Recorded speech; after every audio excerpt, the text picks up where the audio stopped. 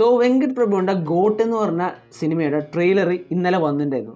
നിങ്ങൾ കണ്ടു എന്ന് വിശ്വസിക്കുന്നു. കണ്ടില്ല തീർച്ചയായും കാണാം. തമിഴും കാണാം, ഹിന്ദിയും കാണാം. അതിൽ രണ്ടിലും ചെറിയ വ്യത്യാസങ്ങളൊക്കെ അവർ ചെയ്തിട്ടുണ്ട്.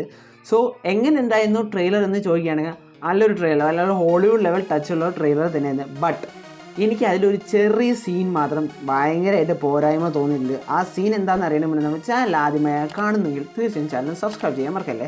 എനിക്കിന്ന് മാത്രമല്ല ഒരുപാട് പേർക്കും ഒരു തൃപ്തി വരാത്ത സംഭവം എന്ന് പറയുന്നത് അതിനകത്തുള്ള ഡി ഏജിങ് ക്യാരക്ടറാണ്. പക്ഷേ ഒരു ഗുണം എന്താണെന്ന് വെച്ച് കഴിഞ്ഞാൽ ഇപ്പോൾ ട്രെയിലർ കഴിഞ്ഞാൽ ഡി ഏജിങ് ക്യാരക്ടർ കറക്റ്റ് വിജയൻ്റെ യങ് തന്നെയാണ് കേട്ടോ. കറക്റ്റ് കട്ട് കോപ്പി എന്ന് വേണേൽ പറയാം. പിന്നെ നമ്മളെല്ലാം കണ്ടതാണല്ലോ ട്രെയിലറിനകത്ത് ഒരുപാട് സിനിമയുടെ റെഫറൻസ് തന്നെ ഇതിനകത്ത് ഉപയോഗിച്ചിട്ടുണ്ട്. ഗില്ലി, തിരുപ്പാച്ചി, തുപ്പാക്കി, പിന്നെ നമ്മുടെ തല അജിത്തിൻ്റെ മങ്കാത്തെ എന്ന് പറഞ്ഞ ഒരുപാട് സിനിമയുടെ റെഫറൻസുകൾ ഇതിൻ്റെ അകത്ത് ഉപയോഗിച്ചിട്ടുണ്ട്.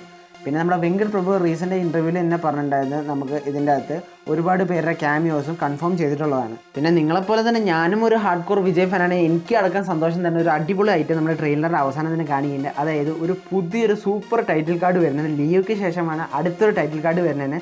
സോ ആ ടൈറ്റിൽ കാർഡ് നിങ്ങൾക്ക് ഇഷ്ടപ്പെട്ട വിഷയമാണ്. എനിക്ക് ഭയങ്കരമായിട്ട് ഇഷ്ടപ്പെട്ടു. അതിന് തന്നെ ഒരു ഹാർട്ട് തന്നെ വേണേൽ കൊടുക്കാം. സോ അത് കിടിലായിരുന്നു. സോ ഈ ട്രെയിലർ നിങ്ങൾ കണ്ട് നിങ്ങളുടെ അഭിപ്രായം താഴെ ഈ വീഡിയോ ഒന്ന് കമൻറ്റ് ചെയ്ത് കഴിഞ്ഞാൽ വളരെയധികം ഹെൽപ്ഫുൾ ആയിരിക്കും. സോ ഇതുപോലെ കണ്ടൻസ് വേണ്ടി നമ്മുടെ ചാനൽ ഒന്നും മറക്കാതെ തന്നെ സബ്സ്ക്രൈബ് ചെയ്ത് സപ്പോർട്ട് ചെയ്യാൻ ശ്രമിക്കുക. It's me box signing off.